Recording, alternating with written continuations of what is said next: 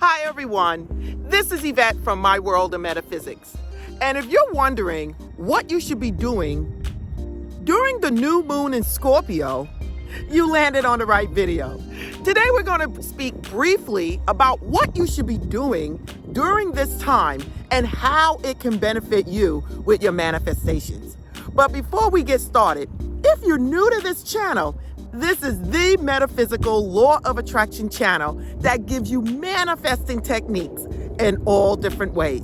The only thing I'm asking for you to do at this moment to support this channel is to like, subscribe, tap the bell, but most of all, keep watching the videos. So now if you want to know what to do during the new moon in Scorpio for 2023, keep watching. I'm back, everyone. Now, what is it that I have to tell you about the new moon in Scorpio of 2023 and what you should be doing? Now, listen, this is powerful, you guys, and it's not what you actually expect. Because we are in the new moon, we usually think about planting seeds, getting out there to do your manifestations. Yes, that's part of it.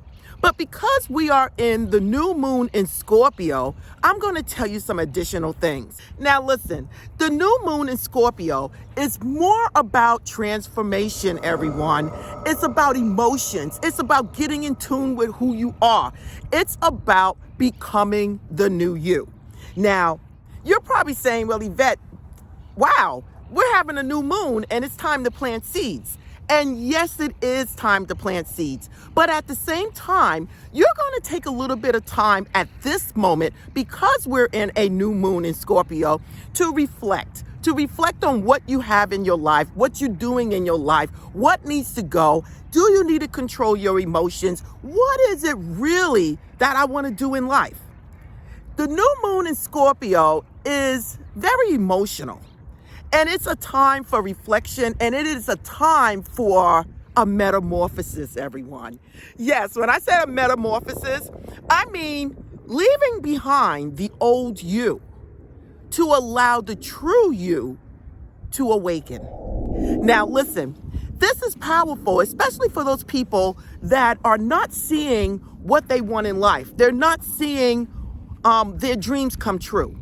When we're dealing with the new moon in Scorpio, we're talking about becoming the true you, becoming the you that is meant to be. And at the same time, taking action in that direction. So when we go back to saying the new moon is about planting seeds, it is.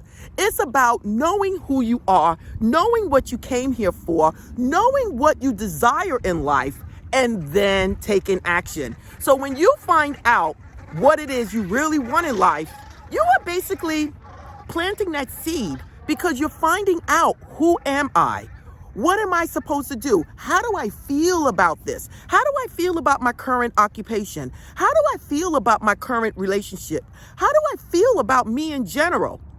And listening to your intuition and then moving forward.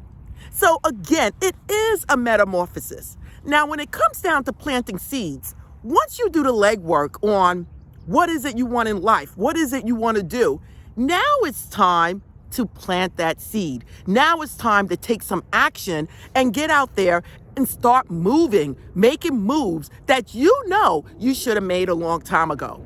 So yes, the new moon in Scorpio is about letting go of procrastination, letting go of postponing things that you know you're supposed to do, but you kept making excuses, or you kept saying, I don't have the time, or I don't have the knowledge. This is not the time. The new moon in Scorpio is very emotional, everyone, and it wants only for the truth to come out, for you to be the true you, the essence of your soul. Now listen, I love this because at the same time, it allows us to be who we are. It takes away the mask that so many of us are wearing and allow us, for once, to be who we are. I want you during the new moon in Scorpio to take some time to reflect on what it is you like, what it is you don't like. Reflect on what is it that you wanted to do in life. What is it I'm supposed to be doing? and then figure out how can you start to plant those seeds and take action. Listen, once you do the legwork, once you get out and do what it is you want to do, at that point you'll say, Yvette, wow, you were right and it was worth it. Now you're probably saying, Yvette, why are you near the water? Why are you by the beach? Listen, I am actually across the street from my house.